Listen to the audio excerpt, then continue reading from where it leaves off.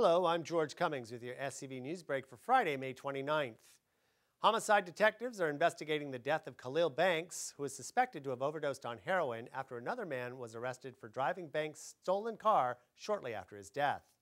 Deputies arrested Tommy Loaiza after they allegedly found him in Banks' car on May 27th, one day after Banks was found dead. Loaiza is being held in lieu of $1 million bail. Firefighters responded to a brush fire at Castaic Lake Campground Friday afternoon. SCVI charter school students were conducting experiments on the scene when the fire started. The fire was reportedly burning grass near the 3200 block of Castaic Lake Drive. No structures were threatened and no injuries have been reported. The High-Speed Rail Authority is set to host an open house meeting Monday for Santa Clarita residents. The meetings are intended to update the progress the High-Speed Rail Authority is making on the Palmdale to Burbank section, said Adeline Yee, spokeswoman for the authority. Doors open at 5 p.m. at the Santa Clarita Activity Center at Center Point Parkway. The meeting is set to start around 6 p.m. With the Castaic Lake reaching all-time lows, residents of the Santa Clarita Valley are beginning to worry about the effect this drought is having on the city. Here is Austin Westfall with more. With mandatory water conservation measures in effect, Governor Jerry Brown declaring a drought emergency in the state of California, and Castaic Lake reaching a record low capacity of 30%, residents of Santa Clarita are more worried than ever that in the near future they may lose something near and dear to them, a reliable water supply. We have no water based on snowpack, and that's what's being advertised. The water park at Hurricane Harbor honestly probably won't make it through this. It will probably affect all of our rates. It may affect all of our taxes as far as if we have to buy water from outlying areas. We're in California. It's not exactly rainy.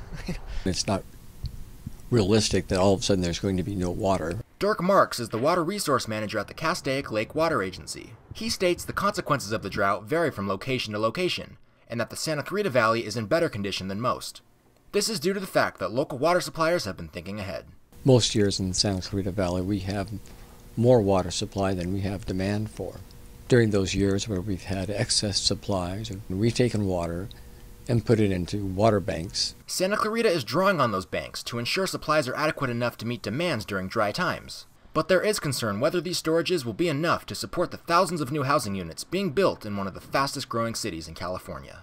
We base our planning on the type of demands that have been included by the city and by the county as far as what the future development is going to look like.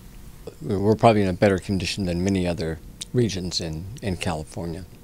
However, we're still having to comply with the same drought restrictions that the State Water Resources Control Board will be imposing on us. I think you're going to see a lot more getting out in the community and making sure that people understand what the restrictions are. I know the water agencies are committed to doing that. I know our agency has been working on a new data tool, which we actually look at each individual residence from an indoor and outdoor perspective and set up a water budget essentially for that household. And so that's starting to give us the data to know how people are using water and whether they're using it efficiently or not. Santa Clarita residents have only cut back 13% on water use since 2013. 25% is the current goal, and it may be rising to 32% in the near future.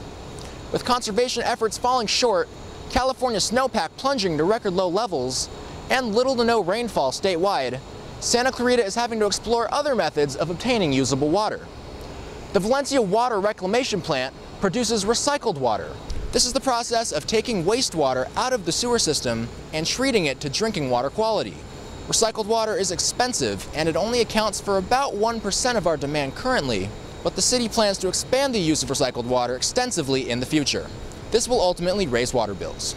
The biggest effort is going to be in how we reuse water here locally and how we manage our efficiency locally. But those two things going forward are going to be the things that we have to succeed on to continue this community growing.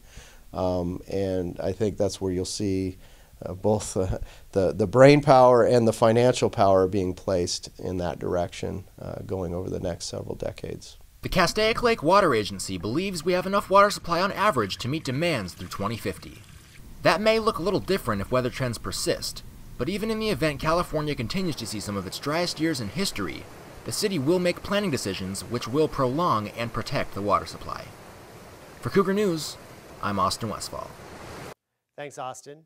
Now moving on to weather. Sunny skies are bringing the heat as Santa Clarita held highs in the high 80s. Overnight lows are expected in the high 50s to low 60s. More of the same throughout the weekend with highs in the low to mid 90s. It will start to cool down next week as we reach the mid 80s with overnight lows in the high 50s. That'll do it for your SCV News Break. For more local news and stories, be sure to visit hometownstation.com and scvnews.com. Thanks for watching. I'm George Cummings.